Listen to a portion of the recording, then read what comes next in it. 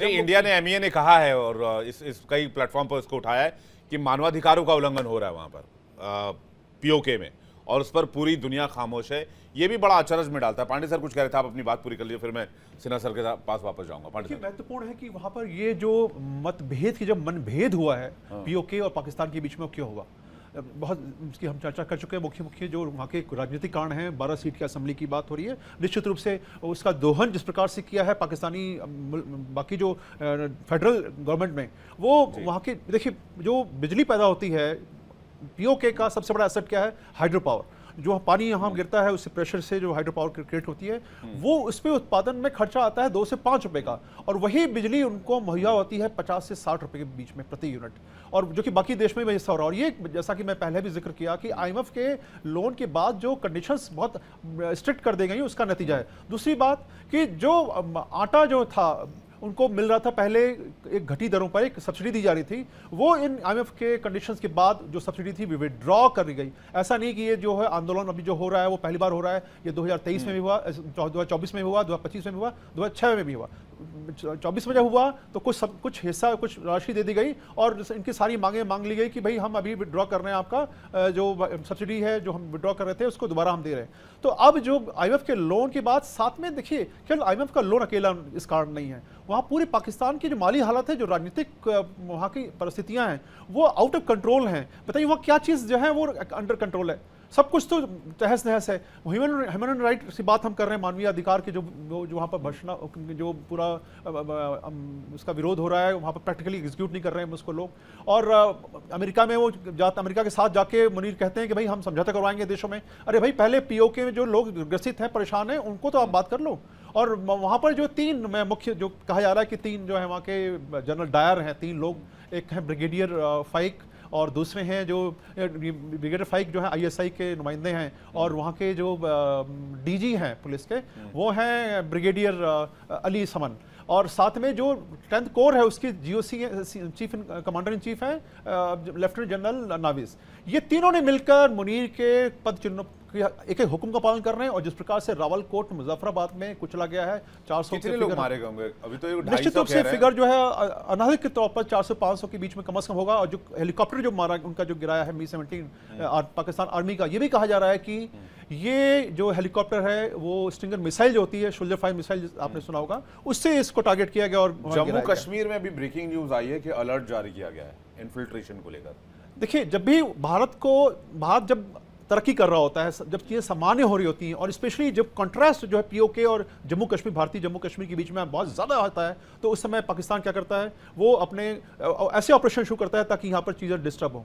लेकिन अभी पाकिस्तान खुद इतना ज़्यादा परेशान है, उसके पास न रिसोर्सेज हैं, न वो अभी शक्ति है। देखिए, इतना आसान नहीं होता ऑपरेशन प्लान करना। आप एक तरफ बलूचिस्तान से लड़ रहे हैं, एक तरफ जो है अफगानिस्तान से लड़ रहे हैं, एक तरफ आप पीओके के अंदर डिस्टर्ब है, तो तीनों एंगल पर साथ में आपको आईएमएफ के लोन के बारे में चिंता हो रही है। आपको अभी मिडिल ईस्ट कंट्री में आप सबसे जो है, क्योंकि आप फिलिस्तीन का साथ ही देंगे तो आपकी वहां पर आपको जो पैसे मिलने वाले हैं सऊदी अरेबिया से या बहरीन से, बाकी मुस्लिम देशों से, वो मिलना शायद नहीं पॉसिबल हो पाएगा। तो बहुत ही ज्यादा जो है क्राइसिस बढ़ा हुआ, अनरेस्ट बहुत ज्यादा, जिसे कहते हैं। एक और चीज बहुत कॉमन देखी गई है के सिन्हा सर, कि जब भी पीओके में हालात खराब होते हैं या पाकिस्तान में हालात खराब होते हैं, वहाँ के हुक्मरानों को, वहाँ के जनरलों को, वहाँ के चीफ को, आर्मी चीफ को बस एक ही ऑप्शन दिखता है कि हिंदुस्तान में कुछ करा दो जिससे कि हिंदुस्तान पाकिस्तान टेंशन हो जाए और यहाँ से सारा टेंशन डाइवर्ट हो जाए। एक तो अलर्ट जारी किया गया है। एक और खबर आई कि भारत ने 12 nuclear warheads ready to fire mode में असेंबल कर दिए हैं। ये जो चर्निंग इस वक्त चल रही है और इसकी सोशल मीडिया पर बहुत बज़ है, इसके क्या मायने हैं? देखिए, 2 सवाल आपने किए हैं कि जब भी पाकिस्तान डिस्टर्ब होता है तो उसको डाइवर्ट करने के लिए वो कुछ ना कुछ करता है। हाँ। और ख़ास करके आसिम मुनीर जो हैं वो जुगुलर वेन मानते हैं, और यात्रा हमारी शुरू होने वाली है, अमरनाथ यात्रा। हाँ जी, यात्रा है, उसके सुरक्षा समीक्षा चल रही है, मेरे ख्याल आज ही चल रही है। हमारे चीफ भी गए हैं वहाँ पर, और अजीत डोवाल साहब हैं, होम मिनिस्टर हैं। बात यह है कि एक समय है ऐसा है, और पाकिस्तान के लिए मेरा मानना है एक्सटेंडेड हैंड काफ़ी उनका अच्छा है।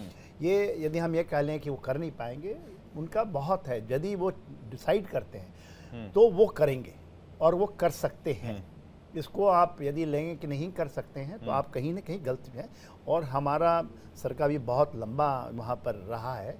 जब जब पाकिस्तान डिसाइड करता है, चाहे वो जुगलर वेन की कहानी हो, कब वो कर सकता है। दूसरी बड़ी बात मेरी मानना है कि यदि आप ऐसा कि समय आएगा और अपने आप चीज़ें हो जाएंगी आपके फेवर में, तो शायद हमारी कहीं ना कहीं गलती होगी। जो कर्मों का एक विधान होता है ना, उसके अगेंस्ट। देखिए, जब हमने 94 में कहा और रेजोल्यूशन पास किया पार्लियामेंट में, हमने पास किया ना कि हमारा अभिन्न अंग है, इसके पहले रेजोल्यूशन पास नहीं हुआ था।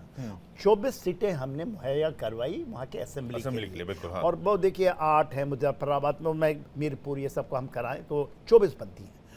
एक ऐसा सजेशन आया था कि इन एब्सेंसिया, यदि आप मानते हैं कि उसके पार्लियामेंट में, तो वहाँ के लोग चाह रहे थे कि भारत में आए और इसके फिल करें ये 24 सीट। आज भी यदि भारत डिसाइड करता है तो it can be filled from people from PoK. PoK की जब बात करते हैं, इसका एक लार्जमेंट हुआ है 5 अगस्त 2019 में, जब पार्लियामेंट के पटल से 370 का ये चल रहा था, पहले दिन की बात है। तो इन्होंने और इसको रिकॉर्ड किया गया है, it is recorded now in parliament, कि जब हम पीओके की बात करते हैं, गिलगित बल्तिस्तान की बात करते हैं, अक्साई चिन की बात करते हैं, क्यों कहा गया। और उसके बाद आपने सुना होगा 2022 में जो चाइना ने किया था गलवान में, बेसिकली इसके ऊपर किया था और हमने उसकी मुंहतोड़ जवाब दी है। उस समय भी एक अपॉर्चुनिटी आई थी कि we would have done something बिगर।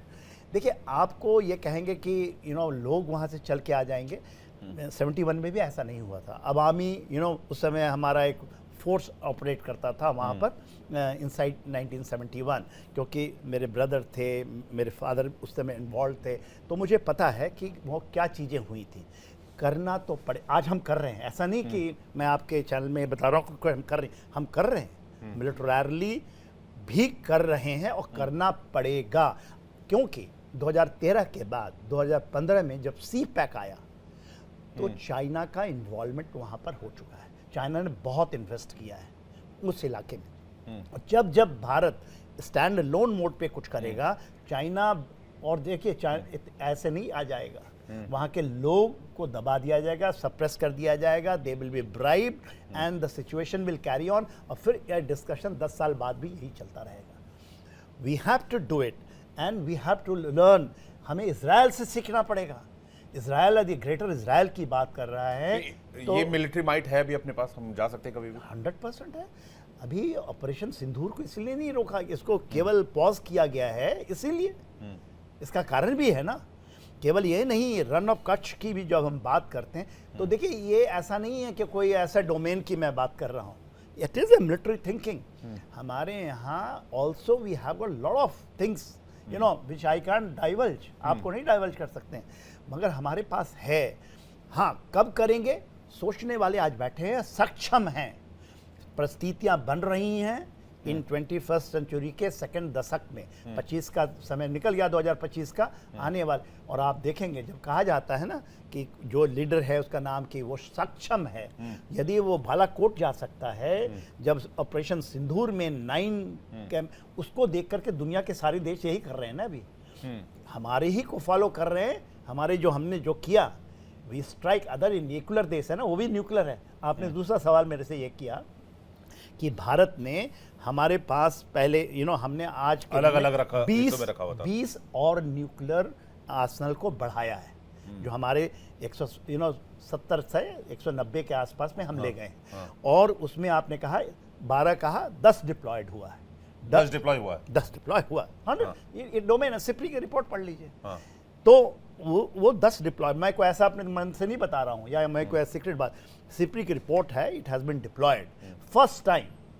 तो क्यों? लेकिन हाँ, सिंपल है। देखिए, जब वो कहते हैं कि इसी आसिम मुनीर अमेरिका की धरती से ये कहते हैं कि हमारे पास जो आर्सेनल हैं, सवा पाव का नहीं, हम आधी दुनिया को बर्बाद कर सकते हैं। It is a big threat and should not be taken कि आसिम मुनीर पागल है, ऐसी बातें कर रहा है। He has spoken from the soil of America.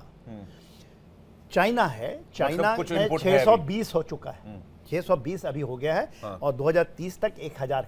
Bharat has to एक्सपेंशनली आपको न्यूक्लियर देखिए डेटरेंस है, डेटरेंस को डेटरेंस से ही आप काट सकते हैं। Second strike, third strike, fourth strike, you have to create this capability, क्योंकि कभी यूज नहीं होगा। आप ये लेके चलिए, पाकिस्तान के पास ये कैपेबिलिटी है कि नहीं, I have got a big question mark है।